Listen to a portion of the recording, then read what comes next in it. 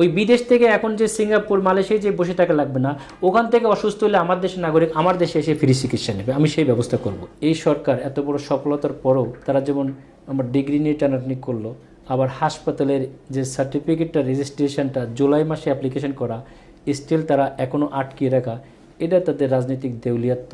বিদেশে আমি যাইতে পারি, কিন্তু সত্যিকারের দেশের মানুষের জন্য কিছু করার পরিবেশ যদি তারা না রাখে, তখন স্বাভাবিকভাবেই একটা মানুষ তো দেশে কাজ করতে হতো। যদি বলতেন যে বাংলাদেশ ফার্টিলিটি হসপিটাল এটা একটা নতুন সেক্টর ছিল এই বাংলাদেশে এই চিকিৎসার ক্ষেত্রে। আপনি আগেই কোশ্চেন করেছেন যে আগে সব বিদেশ যেত, ইন্ডিয়ামুখী ছিল, এখন অলরেডি আপনার মাধ্যমে নিজেই বলে ফেলেছেন যে 40% রোগী কিন্তু যাচ্ছে না। এই বাংলাদেশ ফার্টিলিটি হাসপাতাল মানুষের বিদেশমুখিতা থেকে দেশেই যে চিকিৎসা এস্টাবলিশ করে চিকিৎসা করা সম্ভব একটা এক্সাম্পল দাঁড় করালো। আমি ভবিষ্যতে কাজ করে যাব রাজনীতির সাইডে যেতে আছে, প্রত্যেকটা সেক্টরে, কার্ডিয়াক সাইডে যাবে না, মেডিসিনের সাইডে কোনো সেক্টরে আমার দেশের চিকিৎসক যেহেতু বিদেশে যে আমেরিকায় সার্ভিস দিয়ে সে প্রতিষ্ঠিতভাবে প্রমাণ করছে যে আমি পারি, ইউকেতে সে প্রমাণ করছে আমি পারি, তাহলে আমার দেশে আমি সেই স্ট্রাকচার যে লজিস্টিক সাপোর্ট যদি আমার ডাক্তারকে দিই, তাহলে আমার দেশে কেন পারবে না?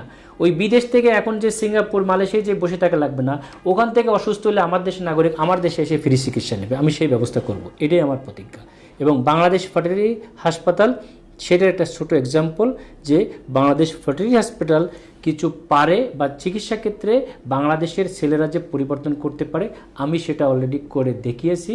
এবং অন্যান্য সেক্টরেও আমি যুবকদেরকে আহ্বান করব, ডাক্তারদেরকে আহ্বান করব, তাদেরকেই দায়িত্ব নিতে। ভাই আমি বিদেশে পড়তে যাব, কিন্তু বিদেশে যাওয়া মানে বিদেশ চলে যাও না। আমার যে মাটিতে আল্লাহ আমাকে পাঠিয়েছে সেই মাটির প্রতি আমার কিছু দায়বদ্ধতা আছে। এই মাটিতেই এই চিকিৎসা ব্যবস্থাটাকে আমার দায়িত্ব তুলে ধরা, এবং আমি তুলে ধরবো ইনশাআল্লাহ। দীর্ঘ ক্যারিয়ারে, আপনার ডাক্তারি ক্যারিয়ারে দীর্ঘ সময় আপনি ফার্টিলিটি হসপিটাল মেনটেন করছেন, এখানে সবচেয়ে সুখের স্মৃতি কোনটা ছিল এবং দুঃখের স্মৃতি কোনটা ছিল? যে এত মানুষ ডিলিংস করছে। সুখের স্মৃতি হচ্ছে এটা আসলে এই আনন্দ, এই ভালোবাসা ভাষায় প্রকাশ করার মতো না। যেমন মানুষ মন থেকে এসেই বলে যে স্যার আমার বাবা মা এখনও দোয়া করে আপনার জন্যে। আমি যখন নির্বাচনে কাজে গিয়েছি, এই মহাকালীতে একটা কাপল, তো ওই ভদ্রলোক বলছেন যে ভাই আপনি জানেন না, আপনি হয়তো কোনোদিন আপনার সঙ্গে দেখা হচ্ছে না 5-7 বছরের মধ্যে, বাট এটা আপনাকে বিশ্বাসই করাতে পারবো না, যেমন আম্মা 5 ওয়াক্ত নামাজ পড়ে এখনও কিন্তু আপনার নামটা নিয়ে দোয়া করে।